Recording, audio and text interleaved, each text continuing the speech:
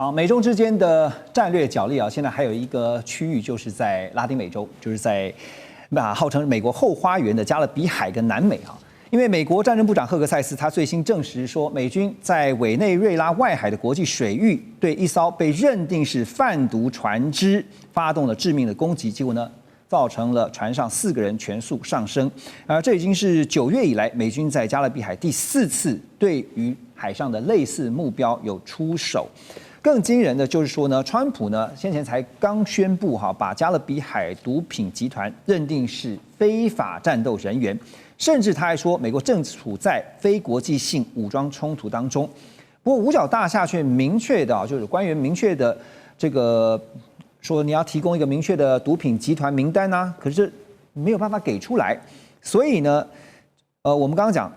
非国际性武装冲突难道是一个借口吗？是川普绕过国会为他所下令要来进行的军事行动找个借口吗？现在因为在没有任何公开证据、没有任何司法审理的情况之下，直接就发动军事力量，结果看到这一次呢，4条人命就丧失了。那最近的接连4次的攻击呢，一次比一次更激烈哈，所以民主党这边已经有人要求川普。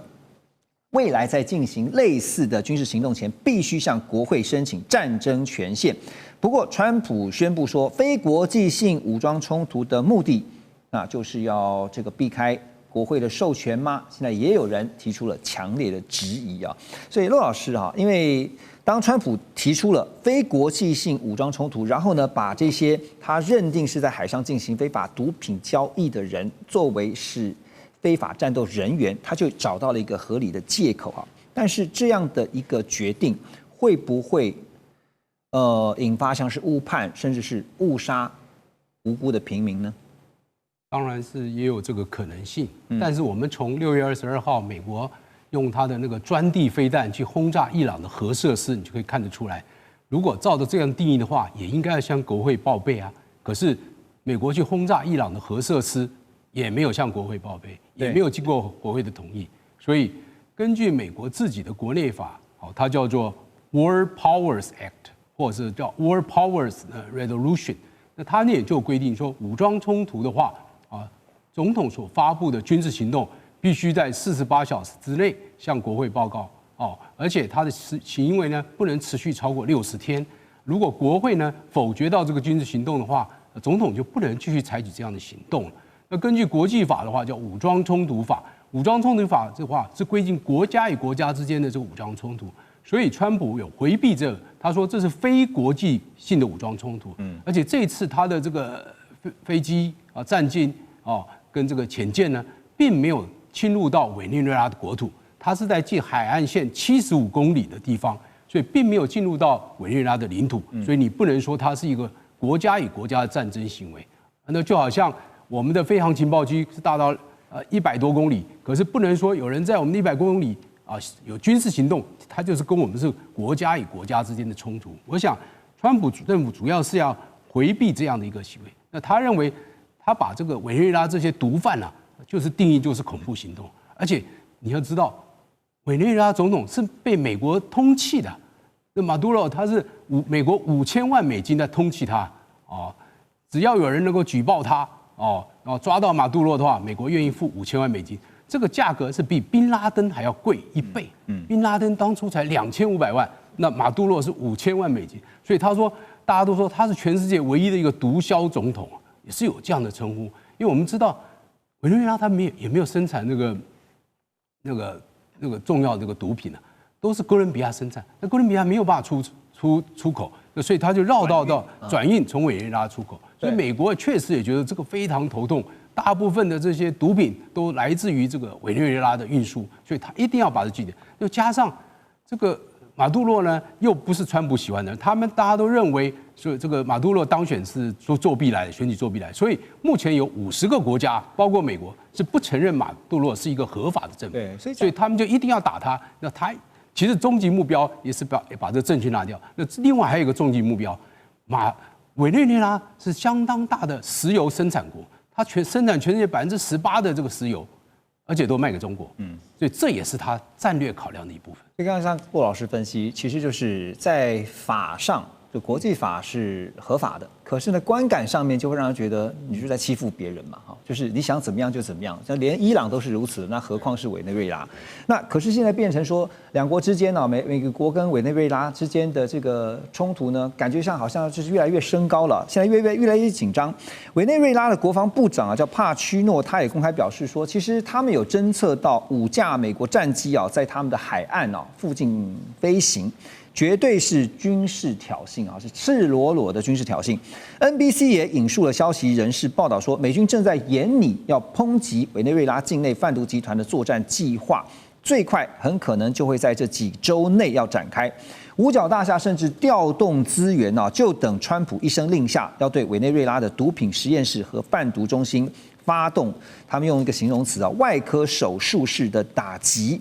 其实刚才陆老师点到一个重点啊，就是最终目标也许就是把委内瑞拉现在这个政权拉下来啊。值得注意的是呢，中国大陆的电子侦测船呢，叫瞭望1号呢，他们最近也抵达了委内瑞拉的外海啊，这活动区域跟美军舰队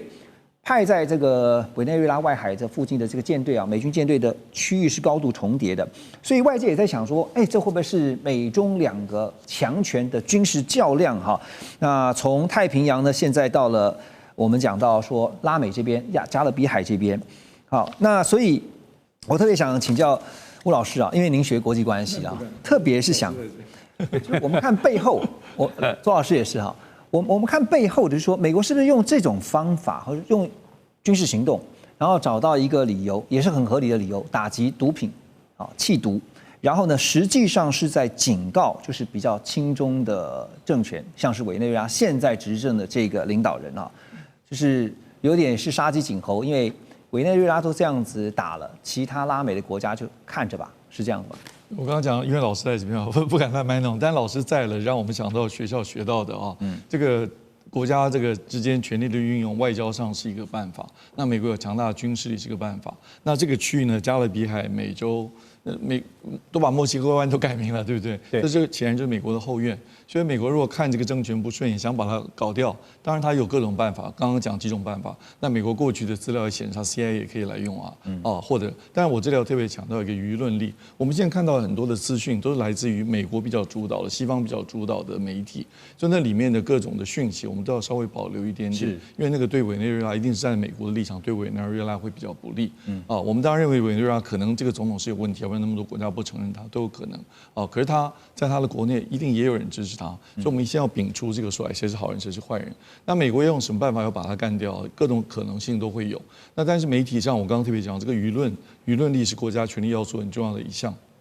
所以这里面说，美国都已经准备好，说明什么时候就要打进去了，说明没有真的要这样做，是在舆论上放消息，让他承受很大的压力。因为我也看到舆论有讲到说，马杜罗虽然说，我要对抗，但是私下可能要透过，因为他产石油嘛，就跟中东国家，你可以帮忙去疏通一下，不要真的把我搞掉了，对不对？所以这个很多讯息到现在可能还要稍微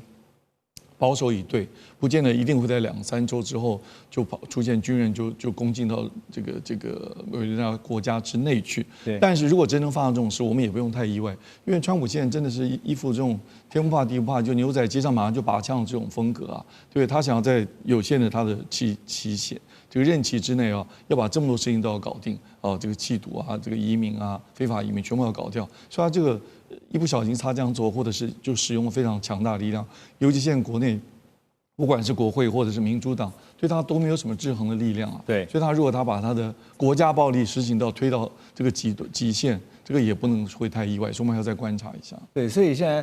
同样是国际专业啊，国际外交关系专业的周老师哈，那您又是怎么看他？就委内瑞拉，因为刚刚吴老师有点到说，以他现在的领导人一定也知道很清楚知道美国的意图。但是他怎么样去预防这个事情发生？还有除了委内瑞拉以外啊，其实在南美洲，就是我们讲拉丁美洲这边啊，其实美国的外交真的是出现了一个颓势哈，而且是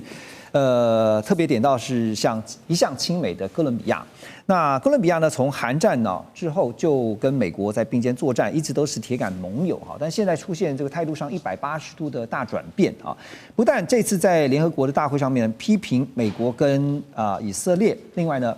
他们还鼓励说美军不要服从川普的命令，更和中国大陆正式签署了一带一路的这个协议。好，在很多的分析家的眼中说，哥伦比亚这次倒戈好像是一个很大的警讯，表示说呢，美国在南美洲的一向认为是后花园啊，现在搞不好要失火了，要小心啊。所以现在美国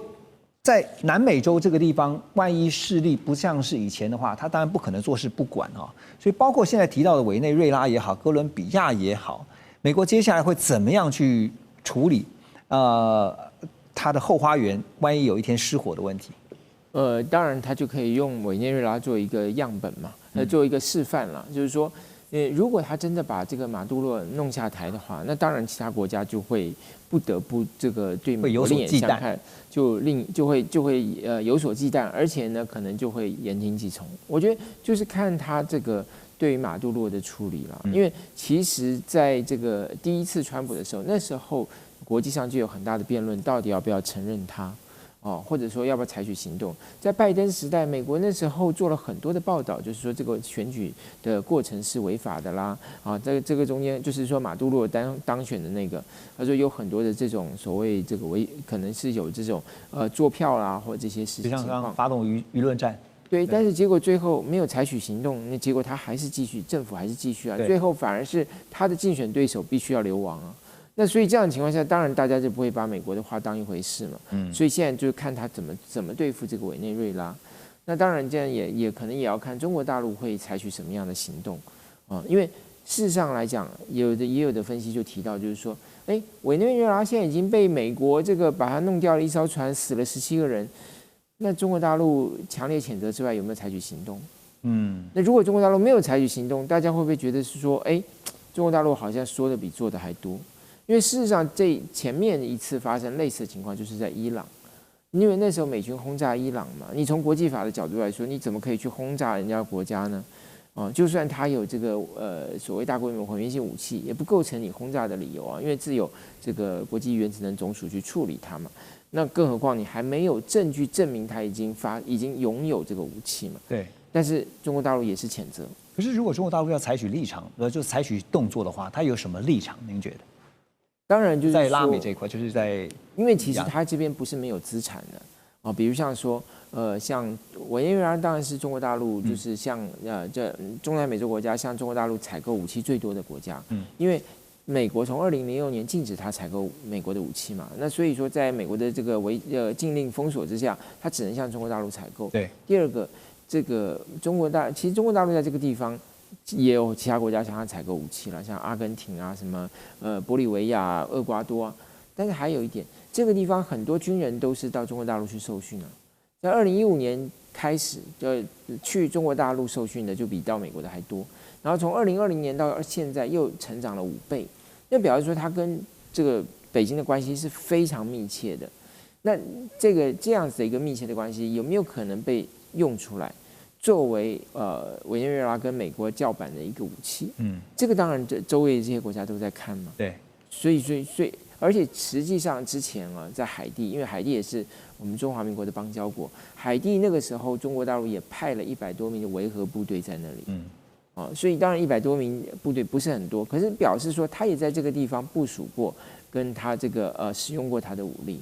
所以说，他如何把这些资产变成他的影响力，而真正去改变这一局，我觉得对，所以也会影响到周围国家怎么看中国大陆未来的角色。现在这个周边的国家都在看所以中国大陆会怎么做不过在有动作之前，可能会有一些先表达态度或是立场的一些做法，也不一定。我们继续看下去，我们先休息一下，马上回来。